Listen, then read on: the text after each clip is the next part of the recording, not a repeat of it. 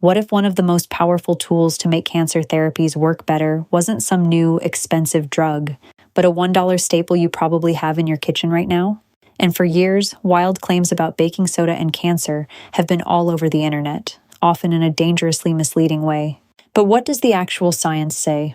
For decades, researchers have been chasing a fascinating idea. What if, by changing the very environment a tumor lives in, we could make our best treatments work dramatically better? The answer they're finding doesn't point to a miracle cure, but to a powerful helper. And it all comes back to simple sodium bicarbonate.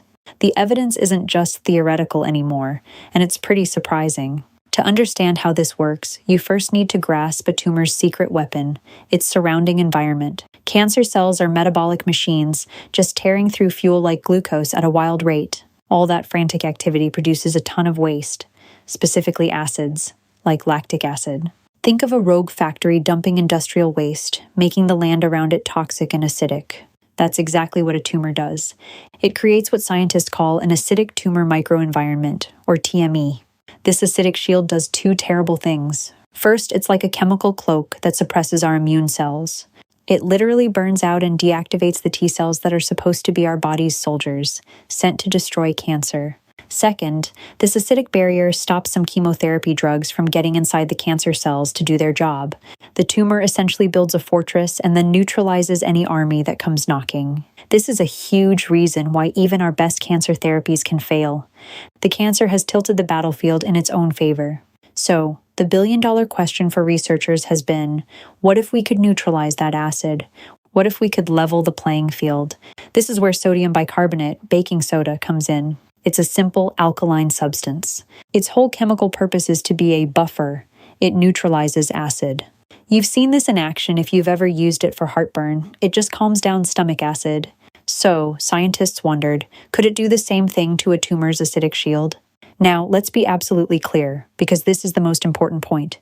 Baking soda is not a standalone cure for cancer. The idea that you can drink baking soda water to cure yourself is a dangerous myth that could lead people to abandon treatments that could actually save their lives.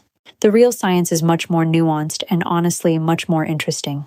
Researchers aren't looking at it as a treatment itself, but as an adjuvant, a helper. The strategy isn't to kill cancer with baking soda, but to use it to knock down the tumor's acidic defenses. This allows proven, powerful therapies like immunotherapy and chemotherapy to do their jobs right. It's not the weapon, it's the tool that clears a path for the weapon to find its target. Let's start with one of the biggest revolutions in cancer care, immunotherapy. Drugs like PD-1 inhibitors have been game changers for some cancers. In simple terms, they work by taking the brakes off your immune system. Cancer cells are sneaky, and they press a brake pedal on your T cells, telling them to stand down. PD-1 inhibitors block that signal, unleashing your T cells to attack. The problem? As we just covered, that acidic tumor environment is like quicksand for those T cells. Even with the brakes off, they get bogged down and deactivated by the acid before they can even fight. While these drugs show incredible promise, response rates can sometimes be low because the acid is holding them back. This led researchers at the Moffitt Cancer Center to ask a brilliant question: what if we used an oral buffer to neutralize that acid? In preclinical studies, they ran experiments in mouse models of melanoma and pancreatic cancer. What they found was stunning. Giving the mice oral sodium bicarbonate by itself didn't shrink their tumors. But when they combined the oral bicarbonate with a PD-1 inhibitor, the tumors shrank way more than with the immunotherapy drug alone. The baking soda didn't kill the cancer. It neutralized the acidic environment, which then allowed the newly unleashed T cells to flood into the tumor and launch a real attack. It turned a hostile battlefield into a welcoming one for the immune system's soldiers. Building on this, a very small 2020 study in 10 human patients showed that bicarbonate seemed to improve the health of their T cells without adding side effects. While this early data is compelling, larger-scale clinical trials are still needed to see if oral bicarbonate can boost immunotherapy's effectiveness in people. And the potential doesn't stop there. It might also solve a long-standing problem with chemotherapy. That acidic fortress tumors build doesn't just block immune cells, it can also mess with certain chemotherapy drugs, making them less effective or even preventing them from getting inside the cancer cell. This is where one of the most dramatic pieces of evidence comes from. Researchers developed a procedure for large, inoperable liver cancer called TILA-TACE. It's a spin on a standard treatment where chemo is delivered right to the tumor. In this new version, they infused a 5% sodium bicarbonate solution directly into the tumor along with the chemo. The results, published in a small single-center randomized trial, were remarkable. The group that got standard chemo had a response rate of about 64%, meaning the tumors shrank in that many patients. But the group that received TACE with the added sodium bicarbonate had a 100% response rate. Every single patient's tumor responded. What's more, the bicarbonate-infused treatment completely eliminated tumors in about a quarter of patients, a rate far higher than usual for this type of cancer. Of course, we have to remember the limitations.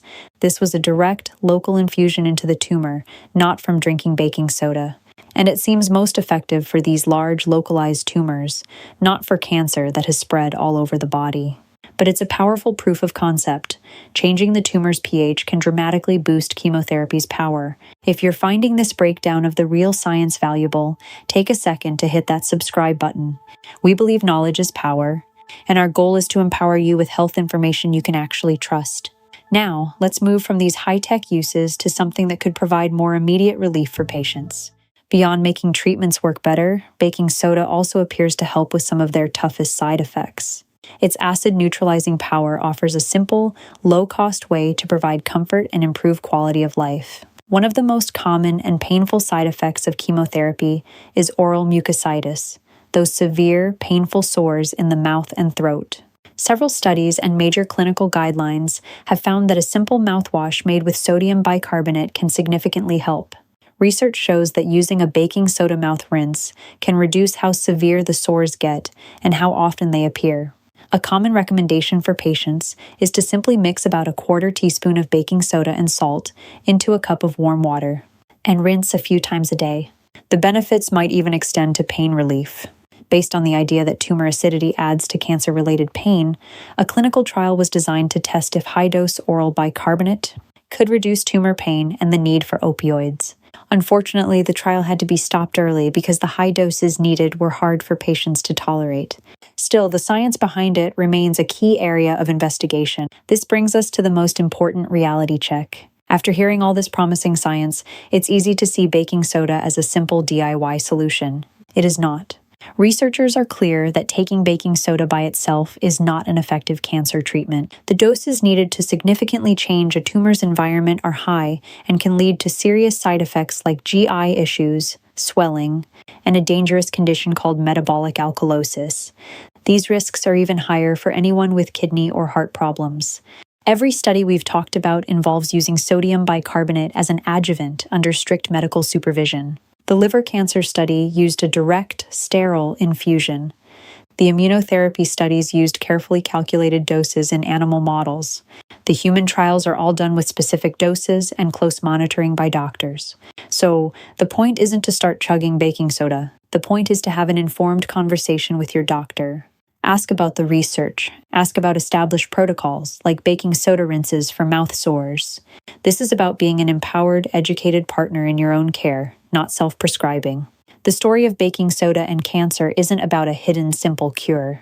It's the story of science slowly untangling the complexities of the human body. It shows us that a $1 kitchen staple isn't a magic bullet, but it might be one of the best tools we have to clear a path so our most advanced treatments can hit their mark. The research points to 3 clear, hopeful possibilities: that bicarbonate may help boost the power of immunotherapy, enhance the efficacy of targeted chemotherapy, and safely reduce the brutal side effects of treatment. This is a story of empowerment.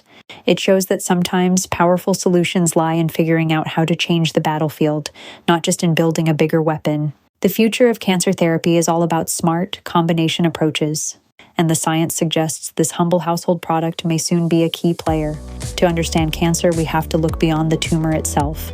We need to explore the soil it grows in, the microenvironment. This complex ecosystem of blood vessels, immune cells, and signaling molecules determines how a cancer behaves and responds to treatment. One critical factor is pH. An acidic microenvironment can act as a shield, protecting the tumor from chemotherapy and even our own immune system. By targeting these environmental factors, like neutralizing acidity, We're finding new ways to make standard treatments more effective. What are your thoughts on this emerging science? Does learning about the tumor microenvironment change how you think about cancer treatment? Share your perspective in the comments below. Science is making progress on every front, sometimes from the most unexpected places.